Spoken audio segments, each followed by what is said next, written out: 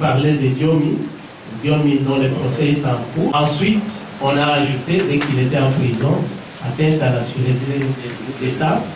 parce que, vous savez, filmé Yangambi, on a monté un dossier contre Lance. Le ministère public a même plaidé en faveur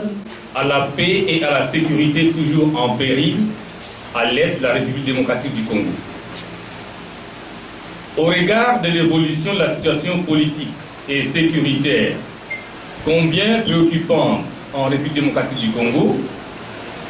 la voix des sans-voix pour les droits de l'homme exprime ses vives craintes et inquiétudes consécutives à l'imminence d'une énième guerre à l'est de la République démocratique du Congo, susceptible d'occasionner l'accroissement des violations des droits humains et du droit international humanitaire. En effet, depuis quelques semaines, des informations concordantes faisant état des préparatifs militaires par les différentes parties au conflit à l'est de la République démocratique du Congo ne cessent d'alarmer l'opinion publique nationale et internationale éprise de paix et de justice. Aux dernières nouvelles, les rebelles du mouvement du 23 mars amasseraient des armes et munitions dans les zones sous leur contrôle et s'attellent au recrutement des combattants, dont des enfants, en vue de gonfler leurs effectifs militaires. Sur un autre volet, le Rwanda, en lieu et place de privilégier la politique de bon voisinage et de bonnes relations politiques, diplomatiques, économiques avec la République démocratique du Congo, aurait déployé le long de la frontière avec celle-ci des troupes. Les forces armées de la République démocratique du Congo, en ce qui le concerne, tiennent coûte que coûte à protéger et à sécuriser la population congolaise et à défendre l'intégrité territoriale congolaise. Les casques bleus de la mission de l'Organisation des Nations Unies pour la stabilité du Congo, qui devrait pourtant constituer une force dite dissuasive contre toute velléité d'attaque de la République démocratique du Congo, sont eux-mêmes menacés par les M23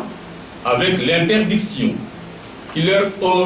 aurait été imposée de circuler dans le territoire de Rutshuru et autres territoires sous contrôle du M23, sans compter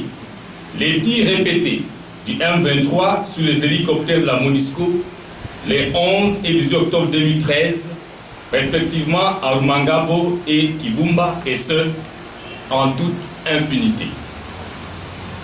Face donc à l'imminence de la reprise des hostilités en RD Congo, la société civile du Nord Kivu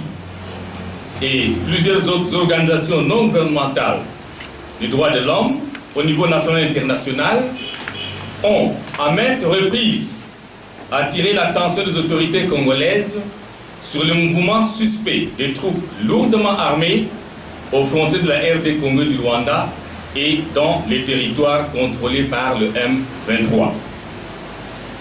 La société civile du Nord Kivu est allée plus loin, jusqu'à exiger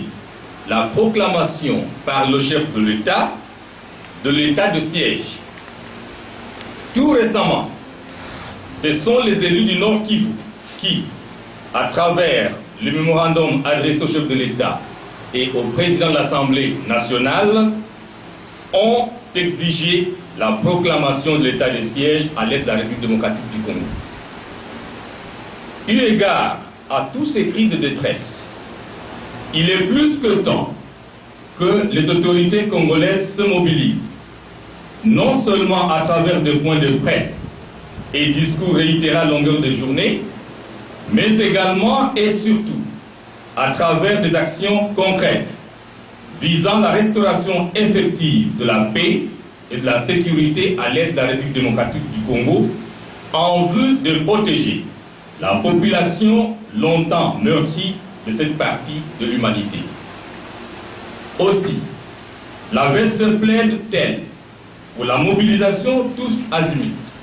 par les autorités de la RD Congo de l'ensemble de la population congolaise, laquelle mobilisation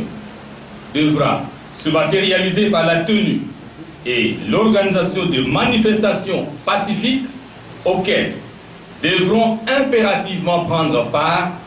toutes les couches sociales et politiques de la République démocratique du Congo en vue de dénoncer pour la énième fois la déstabilisation de la République démocratique du Congo et les violations massives des droits humains et des droits internationaux qu'elle occasionne. De même, la VSP demande au chef de l'État de répondre positivement à l'appel de la population congolaise en général et de l'Est en particulier en proclamant, conformément à l'article 85 de la Constitution de la République démocratique du Congo, l'état de siège au nord Kivu. La VSP saisit également cette occasion pour réitérer son opposition